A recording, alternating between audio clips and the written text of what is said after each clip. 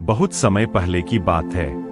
एक छोटे से गांव में एक बड़े ही धर्मनिष्ठ सेठ जी रहते थे। उनका मन हमेशा पूजा पाठ, दान पुण्य और धार्मिक अनुष्ठानों में लगा रहता था। उनके घर में आए दिन यज्ञ, कीर्तन और कथा का आयोजन होता था।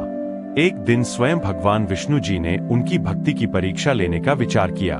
वे एक साधारण ब्राह्मण का वेश धारण कर सेठ जी के द्वार पर पहुंचे।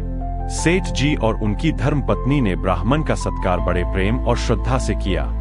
भोजन कराया, चरण धोए और आराम से बैठने का स्थान दिया।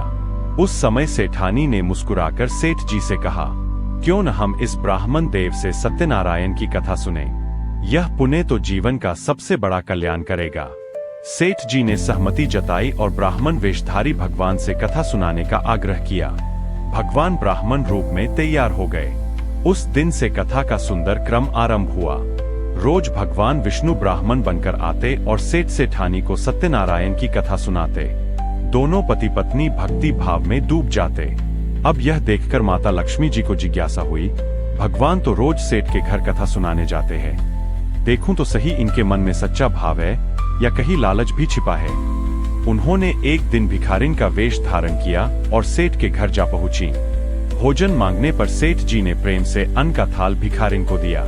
लेकिन जब सेठ ने देखा कि भिखारिन उस भोजन को सोने के पात्र में लेकर खा रही है, सेठ जी की आंखें चौंधिया गई। भोजन समाप्त कर भिखारिन अपना सोने का पात्र वहीं छोड़ गई। सेठ ने चुपचाप उसे उठा लिया और अलमारी में रख दिया। अब तो रोज वही होने लगा। भिखारिन आती, भोजन करती और अपना सोने का पात्र वही छोड़ जाती। सेठ जी हर दिन उसे बड़े उत्साह से अलमारी में रख लेते। धीरे धीरे उनके मन में कथा और ब्राह्मण की जगह भिखारिन और उसके सोने के बर्तन ने ले ली। अब उन्हें सत्यनारायण कथा से ज्यादा प्रतीक्षा भिखारिन की होने लगी। एक दिन जब भगवान विष्णु ब्राह्मण रूप में कथा सुना रहे थे, तभी द्वार पर भिखारिन ने आवाज लगाई, सेठ जी, भिक्षा दो, भिक्षा दो। सेठ जी कथा बीच में ही छोड़कर भागे और भोजन ले जाकर भिखारिन को दिया। भिखारिन ने मुस्कुराते हुए कहा, सेठ जी, आप रोज इस चालाक ब्राह्मण की कथा सुनते हो।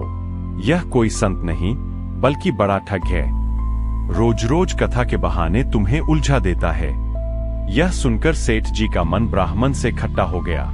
भिखारिन फिर अपना सोने का पात्र छोड़कर चली गई। सेठ जी ने उसे भी अलमारी में रख लिया और ब्राह्मण से कहा, ब्राह्मण देव, अब आप कथा समाप्त कीजिए। भगवान मुस्कुराए, कथा समाप्त की और अपने लोक लौट गए। अब सेठ जी रोज भिखारिन का इंतजार करने लगे, पर वह भिखारिन कभी वापस नहीं आई, क्योंकि जहाँ ब्रह्म, सत्य, भक्ति और ईश्वर होता है, वही माया, धन, सोने चांदी की चाह भी निवास करती है।